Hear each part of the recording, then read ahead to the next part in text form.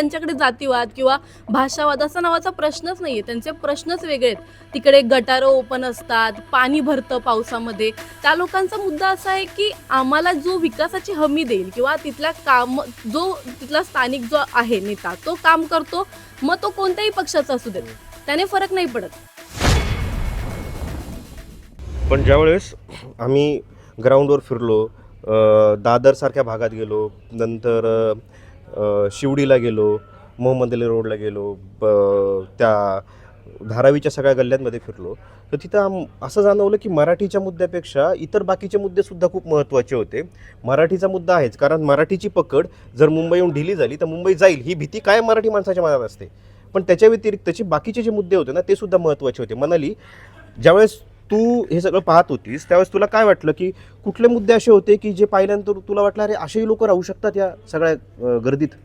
जसं की आपण धारावीचा परिसर बघितला किंवा आपण मोहम्मद अली रोडला गेलेलो, त्या ठिकाणी पण मराठी अमराठी मुद्दा आहे किंवा नाही असं नाही, मराठी अमराठी मुद्दा आहे, महत्त्वाचा आहे महाराष्ट्रासाठी, पण त्या लोकांचे प्रॉब्लेम्स खूप वेगळे आहेत।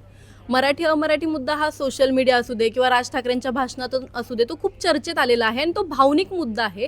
महाराष्ट्रात मराठी हवी हा मुद्दा आहे म्हणून तो खूप जास्त चर्चेत आहे। पण जर का विकासाच्या मुद्द्याने बोलायला गेलं किंवा आपण जेव्हा लोकांपर्यंत पोहोचतो, त्यांचे जेव्हा प्रॉब्लेम ऐकतो, तेव्हा ती लोक तिथल्या स्थानिक पातळीवरती त्यांच्याकडे जातीवाद किंवा भाषावाद असा नावाचा प्रश्नच नाहीये, त्यांचे प्रश्नच वेगळे आहेत। तिकडे गटारं ओपन असतात, पाणी भरतं पावसामध्ये।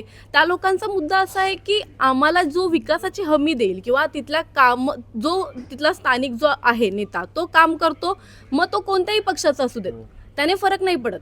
जर का तो स्थानिक नेता काम करतो ना, तर मग जे धारावीत तुला ते पाहायला मिळालं की टॉयलेट रात्री संध्याकाळी 6 नंतर बंद केलं जातं आणि त्याच्यानंतर काय हाल होतात, ते काय प्रकरण होते ते? धारावीमध्ये महिलांसाठी अशा गोष्टी आहेत की रात्री 12 नंतर ते टॉयलेट बंद होतं, सकाळी 5 नंतर ते स्टार्ट होतं। पण तिथल्या एका स्थानिक रहिवासींनी मला असं सांगितलं की आमचं घर एक तर खूप छोटं आहे, दरवाजा बंद करून अंघोळ करा, दरवाजा बंद करून वॉशरूमला जा, ह्या सगळ्या गोष्टी आहेत। आणि मग जर का त्यामध्ये कोणी आजारी असलं तर रात्री 12 नंतर कोणाला काही प्रॉब्लेम आला तर मग आम्हाला ते त्या घरातच पेपरवरती करायला लागतो, तो पेपर पॅक करायला लागतो, तो पेपर मग नंतर बाहेर जाऊन टाकावा लागतो। ही सगळी स्थिती आहे ही, आणि तिथले ते रहिवासी ह्या सगळ्या गोष्टीतून जात आहेत। मग त्यांच्यासाठी हा मुद्दा किती महत्त्वाचा ठरणार आहे की मराठी आहे का अमराठी आहे तो तिकडचा स्थानिक नेता?